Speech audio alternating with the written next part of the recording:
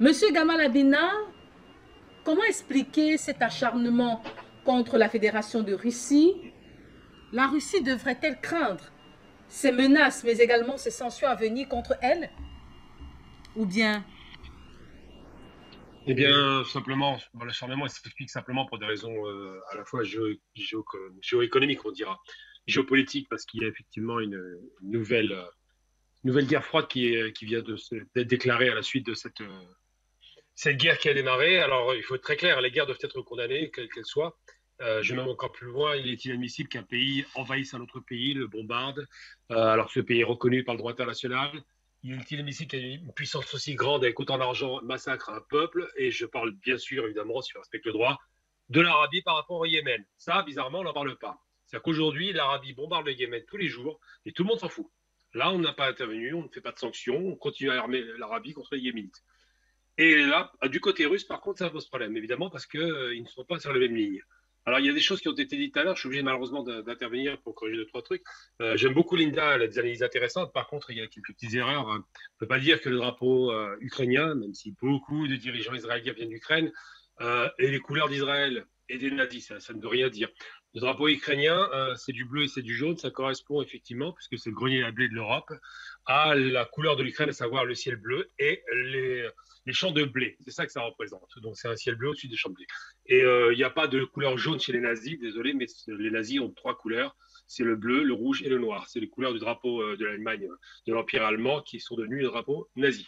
Donc il faut faire attention à ce qu'il a dit, parce que je comprends l'empressement, je comprends qu'on ait un petit peu la colère par rapport à ce qui se passe, et c'est une colère légitime, là, je le reconnais parfaitement à Linda, mais il faut faire attention à ne pas trop dire d'erreur, parce que c'est une erreur qui est malheureusement manifeste. Ça ne peut pas être le drapeau israélien, simplement parce que ça a été créé en 1918, le drapeau ukrainien. Ça préexiste avant la création d'Israël de 47-48, donc c'est pas possible. Simplement, juste pour essayer un petit peu de calmer le jeu et d'expliquer qu'on a des gens en face de nous, je parle des Occidentaux, qui ont des intérêts. Alors, ils se battent entre eux, ce ne sont pas des alliés. L'Amérique, qui a ramassé toute la mise militaire, c'est elle qui fait de l'argent. Elle vient de vendre 100 milliards de dollars à l'Allemagne. Elle va vendre des armes à l'Ukraine de façon quasiment illimitée pour endetter le pays éternellement. Et cette Amérique voulait casser l'Allemagne. Et pour casser l'Allemagne, il fallait casser l'axe à Berlin-Moscou, qui était très très bien établi, qui était sain depuis que la Seconde Guerre mondiale s'est arrêtée. Et il ne faut jamais oublier que Poutine parle allemand couramment. Donc, parler avec des Allemands. Il ne faut pas oublier que Gerhard Schröder, par exemple, était très proche de l'Allemagne et qu'il participait à Gazprom. Il ne faut pas oublier que les rapports d'État à État sont des rapports d'abord de prédation, d'argent et de volonté de vouloir voler l'autre. En gros, c'est ce qui se passe depuis les colonisations. Et donc, cette guerre n'est pas une guerre seulement pour des questions idéologiques, même s'il n'y avait pas vraiment de problème avant cette guerre entre la Russie et puis le reste de l'Europe. C'est une guerre pour des questions financières et pour des questions de positionnement géostratégique. La Russie a démontré, lorsqu'elle est intervenue au bout de 8 ans de vacation, quand même, c'est pas 3 jours, elle a démontré qu'elle ne laisserait plus faire. Elle a démontré effectivement, pour prendre le monde à témoin, que l'Occident était prédateur et qu'il a poussé jusqu'au maximum de ce qu'elle pouvait accepter, à savoir la provocation sur ses frontières. Je parle de l'OTAN. La Russie a démontré qu'elle pouvait mettre un stop et dire au reste du monde, allez prendre un témoin, regardez ce que fait l'Occident. Voilà pourquoi est-ce que j'agis, c'est parce que le néocolonialisme, l'impérialisme, cette prétention à s'imaginer qu'ils peuvent toujours écraser tout le monde, ne fonctionne plus.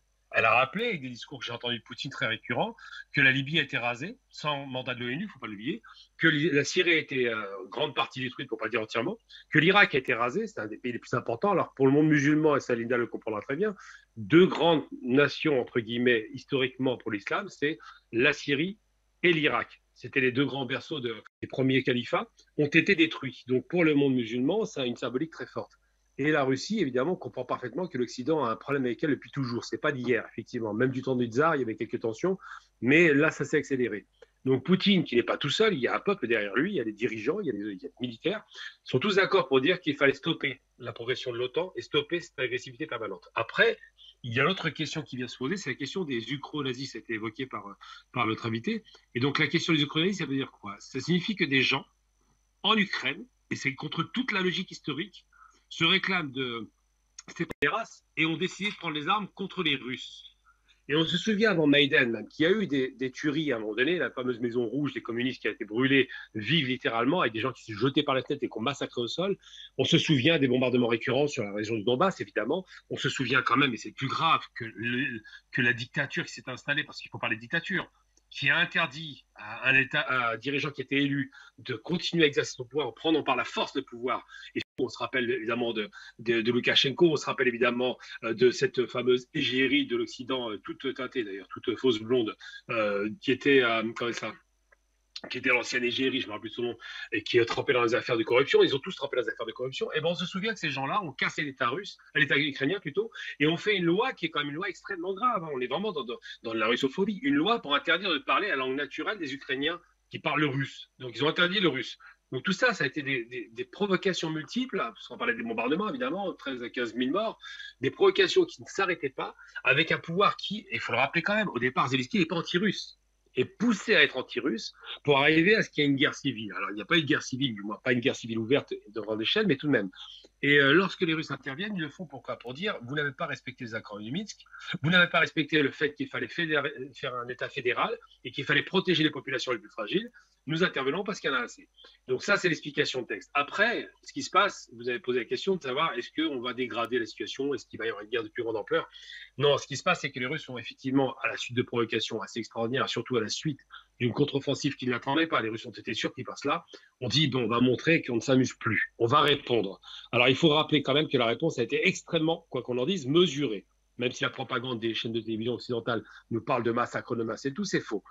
On regarde bien les images, on voit bien que les Russes ont frappé des cibles extrêmement précises pour dire aux Ukrainiens, nous savons frapper de façon précise à 1 mètre près.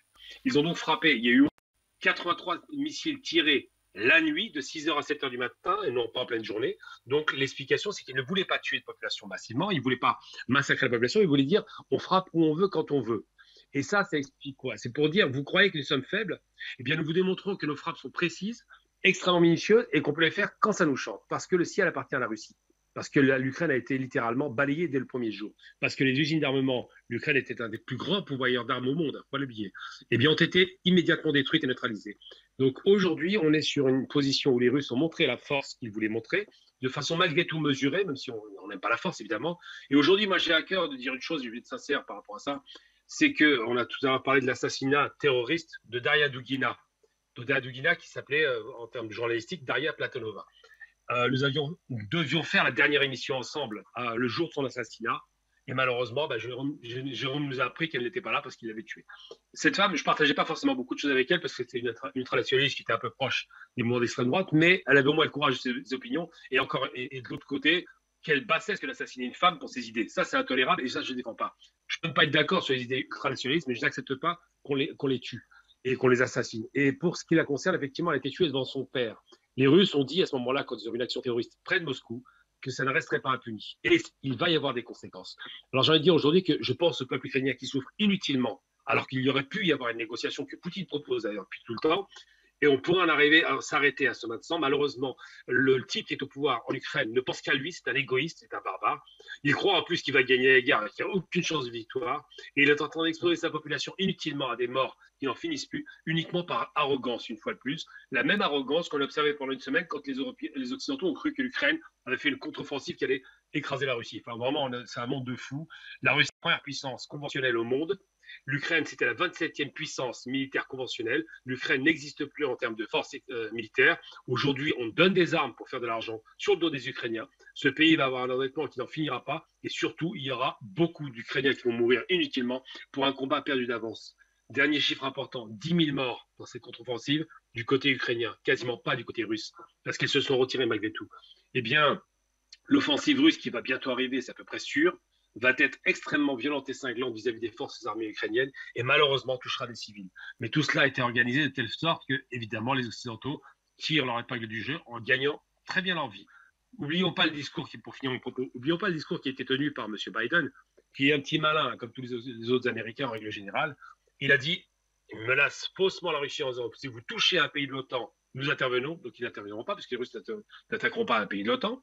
Et Poutine a répondu à ce discours, si vous frappez à nouveau la Russie, parce qu'ils ont frappé le pont d'Ukraine, qui est maintenant un pont ukrainien qui reliait effectivement l'Ukraine à la Crimée, donc ils ont frappé la Crimée, eh bien, Poutine a dit la Crimée est russe. Si vous touchez à nouveau la Crimée, c'est que vous toucherez la Russie et vous paierez très cher. Aujourd'hui, la donne est très claire. De chaque côté, tout le monde sait jusqu'où il peut aller. Et ceux qui vont être vraiment les victimes de cette guerre seront uniquement les Ukrainiens, malheureusement, qui aujourd'hui se manifestent par des actions terroristes parce qu'ils n'ont pas les moyens militaires d'intervenir. Donc c'est ce qu'il faut retenir et c'est dommage parce que ces morts inutiles, et une mort est une mort de trop, ces morts utiles auraient pu être évitées si on avait à la tête de l'Ukraine un homme un peu plus sérieux que ce clown qu'on a actuellement, qui continue à délirer complètement en s'imaginant une victoire possible alors qu'il est déjà perdant.